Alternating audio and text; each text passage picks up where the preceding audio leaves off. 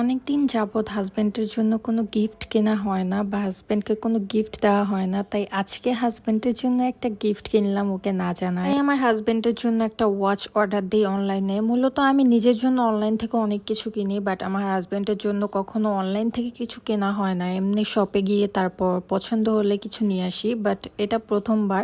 তাই আমি গিফটটা হাতে পেয়ে সবকিছু দেখতেছিলাম ঠিক আছে নাকি, যেরকম দেখছি। এরপর দেখলাম যে যেরকম দেখছি মোটামুটি ওরকমই আছে, সুন্দর আছে ঘড়িটা। দেন রাতে যখন আমার জামাই বাসায় আসে তখন আমি ওকে গিফটটা বের করে দেই। ও তো বলতেছিল কি এটা। আমাদের বিয়ের আগে আমি ওর অনেক কিছু গিফট দিতাম, বাট আমার বিয়ের পরে মনে হয় না আমি ওকে কিছু গিফট দিছি নাকি। তো আমার মনে হচ্ছে বিয়ের পর এটাই আমার হাজবেন্ডকে প্রথম গিফট দেওয়া, তাই একটু এক্সাইটেড লাগতেছিল, এই জন্য ভিডিওটা করা।